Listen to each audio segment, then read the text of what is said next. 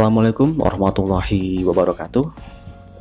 Alhamdulillah kita bisa berjumpa kembali pada sesi bimbingan klasikal mapel bimbingan konseling. Oke teman-teman, sebelum kita berlanjut ke materi kita pada sesi kali ini, Bapak berharap mudah-mudahan kalian dalam kondisi baik-baik saja ya, sehat selalu dan tentunya tetap semangat menjalankan aktivitas pembelajaran jarak jauhnya. Oke, materi bimbingan klasikal kali ini ya, Bapak akan menjelaskan mengenai burnout. Apa itu burnout? Nah, kalian mungkin pernah mendengar burnout? Nah, burnout itu istilah mudahnya, mungkin pengertian mudahnya adalah rasa bosan atau rasa lelah ya, rasa lelah untuk menghadapi situasi pekerjaan kah, belajar kah, atau mungkin situasi-situasi hidup yang lainnya. Nah, kalian mungkin pernah mendengar ada fenomena di mana orang dewasa itu merasa burnout dengan pekerjaannya, pekerjaan dimanapun. Misalkan ada seorang bekerja di sebuah perusahaan, kemudian dia merasakan burnout dan pada akhirnya dia resign, keluar dari perusahaannya, keluar dari pekerjaannya, dan kemudian menjalankan aktivitas atau karir lain yang dia sukai gitu ya. Nah, itu contoh fenomena orang yang burnout. Jadi burnout itu adalah rasa lelah, rasa bosan terhadap satu hal gitu ya. Nah, tentu kalian sebagai seorang siswa juga akan merasakan burnout. Perbedaannya adalah orang dewasa. Kalau orang dewasa mereka burnout karena masalah-masalah mereka yang lebih kompleks, masalah-masalah orang dewasa, atau mungkin bidang pekerjaannya juga yang bikin frustasi akhirnya burnout. Nah, tapi kalian sebagai seorang pelajar merasakan burnout akibat dari aktivitas belajar kalian ya. Kenapa? Karena memang di usia kalian, usia remaja, tanggung jawabnya tidak begitu berat seperti orang dewasa. Mungkin kewajiban kalian hanya pada soal menjalankan kegiatan belajar dengan baik. Tapi Bapak kira tidak semua anak, tidak semua dari kalian mengalami burnout. Oleh karena itu di sini kita akan membahas mengenai burnout, mengenali ciri-cirinya, dan kemudian bagaimana kita mengatasi agar kita tidak menjadi pribadi yang mengalami rasa lelah, rasa bosan terhadap kegiatan belajar kita yang memang sebuah kewajiban yang harus dijalankan oleh kita semua. Oke, kita lanjut ke pengertian burnout sendiri. Ya, burnout pada siswa khususnya, di mana merupakan perasaan lelah yang dikarenakan aktivitas belajar, tuntutan belajar, dan aktivitas yang monoton, aktivitas yang gitu-gitu aja. Kalian kan bersekolah itu monoton gitu ya, apalagi sekarang di masa pandemi ketika kalian itu menghadapi proses belajar yang berubah secara drastis tanpa persiapan ya, dari yang sebelumnya tatap muka kemudian online yang Bapak kira jauh lebih monoton. Nah, itu pasti akan mengalami burnout bagi kalian itu ya.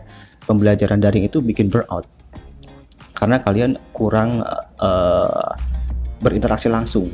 Kalian hanya menggunakan handphone, dan itu salah satu penyebab juga kalian mengalami burnout pada masa pembelajaran daring ini. Tapi tidak menutup kemungkinan pada saat kalian belajar normal pun burnout ini, kelelahan ini pasti akan kalian rasakan juga ya, untuk beberapa orang. Nah begitu. Nah, jadi pahami dulu bahwa burnout itu ada rasa lelah, rasa bosan akibat tuntutan belajar. Oke. Yang berikutnya, kita harus mengenali ciri-ciri burnout-nya terlebih dahulu, gitu ya, agar kita bisa mengetahui apakah diri kita ini pernah mengalami burnout atau saat ini kita sedang mengalaminya. Kita harus kenali terlebih dahulu. Dan mudah-mudahan sih Bapak harap tidak ada yang mengalami ini. Ya, kalaupun ada nanti kita akan bahas bagaimana solusi untuk bisa menangani atau meringankan burnout ini. Nah, pertama ciri-cirinya adalah menghilangnya semangat belajar. Ini diakibatkan oleh minat yang rendah atau nggak ada minat sama sekali untuk untuk tertarik mempelajari hal-hal tertentu, untuk bisa bersekolah. Tidak ada minatnya hilang. Ketika minat itu hilang, tapi kemudian dipaksakan dijalankan, maka yang terjadi hanya rasa lelah, semangat belajarnya jadi hilang begitu.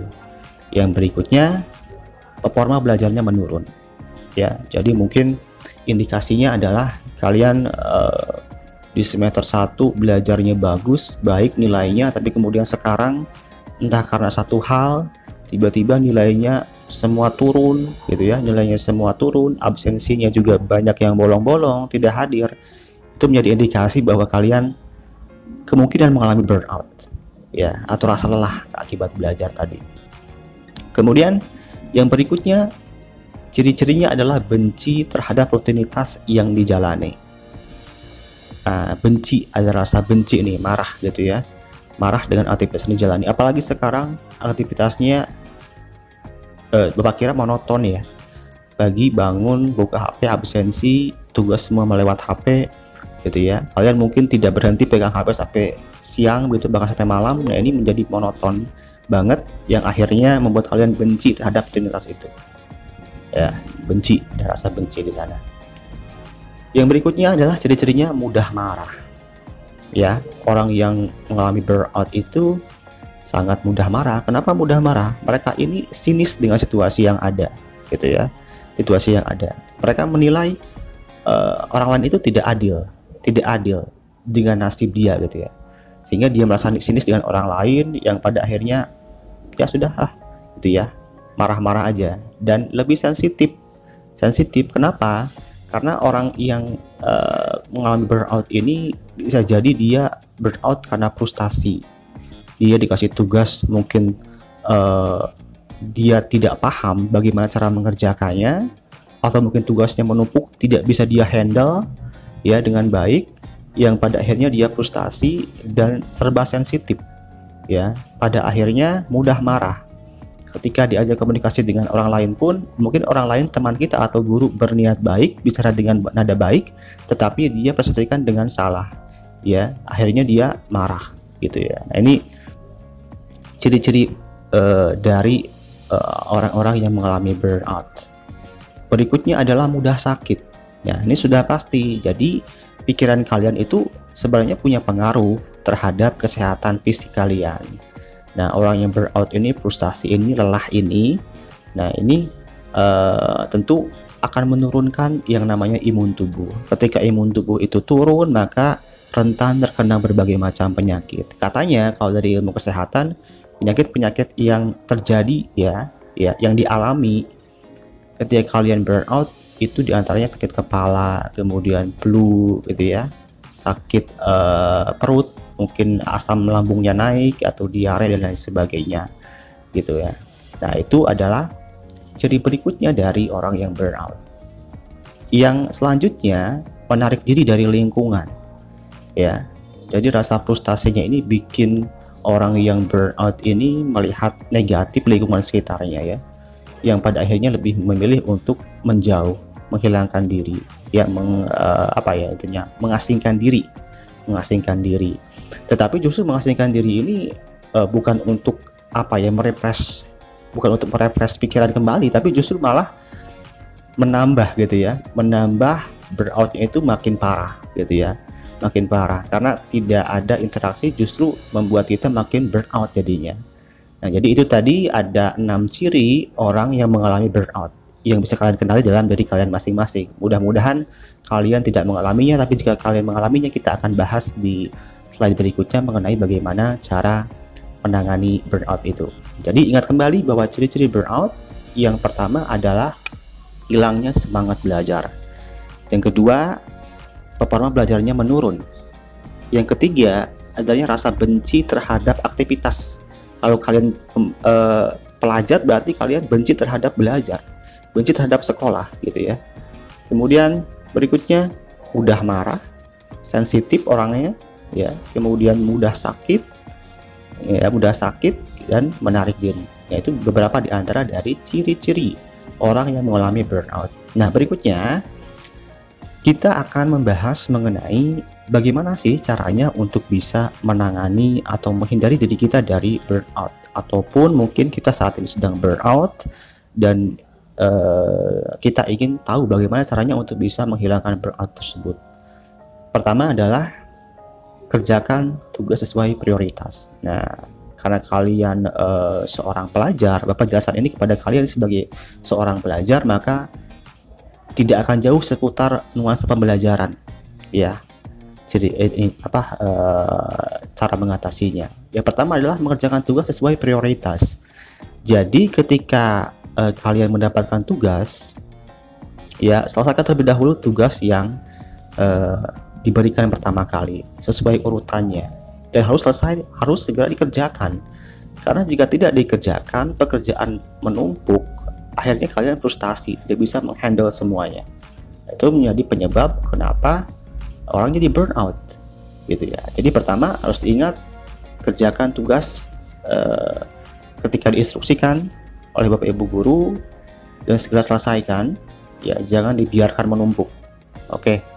Kemudian yang kedua, komunikasikan jika menemukan kesulitan dalam tugas, ya. Nah, bagaimanapun ceritanya, bagaimanapun alasannya, tugas itu memang harus diberikan oleh Bapak Ibu guru dan kalian harus mengerjakannya karena itu sebuah kewajiban bagi kalian. Jadi bagaimana ceritanya apabila kalian tidak diberikan tugas dan tiba-tiba ada nilainya?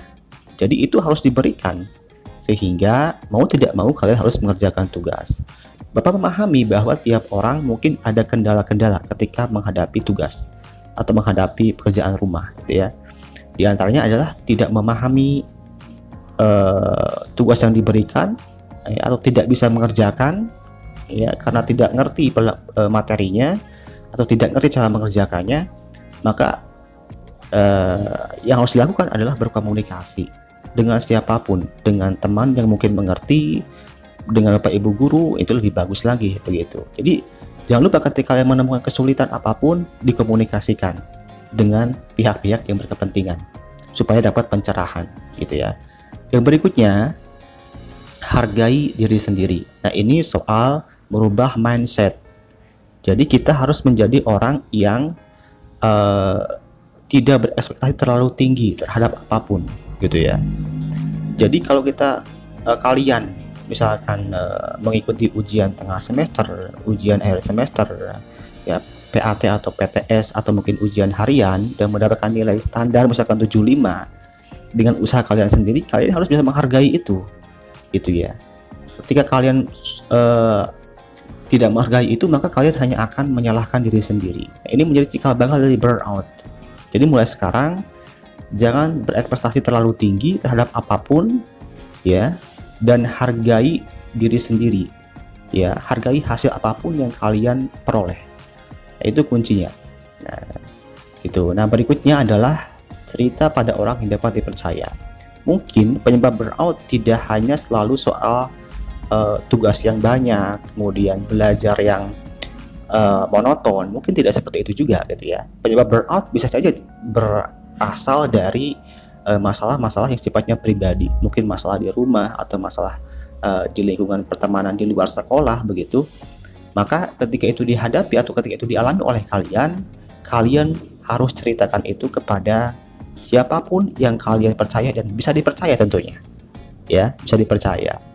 Ya mungkin ketika kalian cerita itu tidak menghasilkan solusi secara langsung, tetapi ya faktanya ketika kalian menceritakan masalah-masalah pribadi kalian kepada orang lain yang bisa dipercaya dan ada orang yang bersedia mendengarkan, maka dengan itu akan membuat kalian lebih ringan, ya, akan lebih ringan masalah kalian karena tadi ada orang-orang yang bisa dipercaya dan menampung semua cerita kalian, masalah keluh kesah kalian, begitu.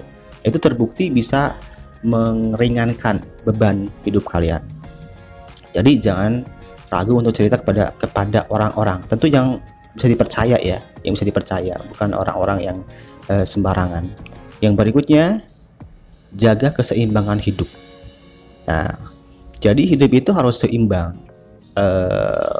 Kalau kita lihat kehidupan orang dewasa, ya, ada kehidupan mereka dalam karir, dalam pekerjaan, itu ya. Kesibukan mereka dalam pekerjaan, misalkan tiap hari bekerja, gitu ya, bahkan sampai lembur, itu nggak baik juga. Justru itu yang menyebabkan burnout. Jadi harus ada penyeimbangnya. Penyeimbangnya apa? Yaitu refreshing, hiburan. Tentu dengan cara masing-masing yang saya kira setiap orang punya cara masing-masing untuk bisa merefresh pikirannya gitu ya. Ada yang suka olahraga, mungkin tiap pagi lari gitu ya. Ada yang suka musik, mungkin dengan bermain musik bisa lebih refresh dirinya. Bermain game ya silahkan, selama tidak bentrok dengan kewajiban yang lain gitu. Jadi harus seimbang. Begitupun kalian diberikan waktu pembelajaran sesuai jadwal ya, hari Senin, Selasa sampai Jumat untuk belajar. Kalian jalankan tugas kalian sebagai seorang pembelajar, kalian belajar sesuai jadwal yang ada. Tapi di hari libur juga kalian silahkan untuk merefresh diri, berlibur, menghibur diri dengan cara masing-masing. Kedua hal ini harus seimbang supaya kalian tidak stres, tidak merasa lelah, dan tidak merasa bosan. Nah, seperti itu. Yang terakhir adalah lakukan gaya hidup sehat. Gaya hidup sehat ini yaitu pertama asupan makanan yang bergizi, dan yang kedua adalah berolahraga. Kedua hal ini terbukti bisa menghilangkan aura-aura negatif dalam diri kita. Kenapa? Karena mungkin kalian sudah mendengar ya dari mata pelajaran olahraga, kalau orang olahraga itu ya atau makan makanan sehat itu akan menghasilkan hormon endorfin ya, yang bisa membuat diri kita itu lebih positif ya, lebih refresh gitu ya pikiran kita. Semua hal-hal negatif itu bakal hilang dari diri kita. Coba kalian rasakan sendiri, ketika kalian sudah berolahraga pasti akan merasakan itu. Nah, itu diantaranya beberapa cara untuk mengatasi burnout pada diri kalian. Ya, mudah-mudahan anak-anak Mantika Tangerang tidak banyak yang mengalami burnout, dan ketika mereka mengalami pun mudah-mudahan kalian bisa mengatasi sendiri ya burnout ini. Nah, dan tidak berkepanjangan tentunya. Nah, oke. Pamungkas dari Bapak ya, meskipun mungkin rasa lelah itu hadir karena adanya aktivitas belajar yang monoton atau karena tugas-tugas yang diberikan Bapak Ibu guru, tetapi jangan lupa itu menjadi sebuah tugas dan tanggung jawab kalian ya sebagai seorang pelajar dan tidak bisa dihindari. Maka yang terbaik adalah kalian harus benar-benar bisa memanajemen waktu dengan baik gitu ya, mengerjakan tugas itu sesegera mungkin, jangan sampai menumpuk, dan akhirnya kalian mudah-mudahan tidak mengalami yang namanya burnout. Mungkin sekian dari Bapak pada sesi kali ini. Kita akan bertemu di sesi-sesi berikutnya. Kurang lebihnya mohon maaf. Wassalamualaikum warahmatullahi wabarakatuh.